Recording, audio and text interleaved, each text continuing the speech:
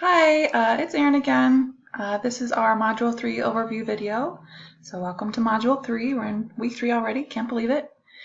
In this video I'm going to be walking you through Module 3's activities and assignments. So just like every module, our first start is the overview and the agenda. So you can see in the overview sort of a brief overview of what we'll be doing and learning this week. And in the agenda you'll be able to see the list of tasks that we'll be completing this week. So you can see also here in the agenda that we'll be addressing Learning Objective 4 from the syllabus. Specifically, we'll be learning more about memory and learning, which are chapters 6 and 7 in your textbook. And these are really core concepts in the field of psychology, and a lot of people find them very, very useful. So let's go ahead and head over to the Lectures and Readings folder. You'll see that this week's reading is chapters 6 and chapter 7 in your textbook.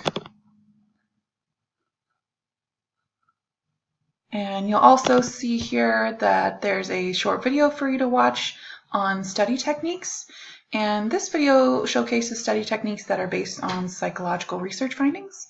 The field of psychology has made many advances in understanding how people learn over the last several decades and what kinds of things students can do to study more effectively.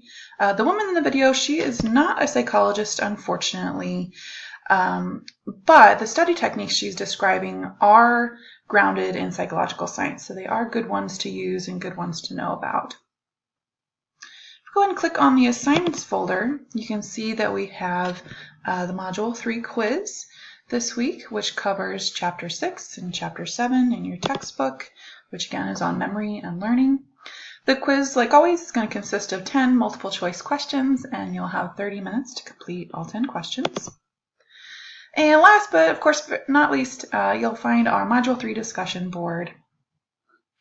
As usual, you'll have 2 prompts to respond to. In one prompt this week, you'll be asked to select a memory concept from Chapter 6 and apply that to a memory you have in your life.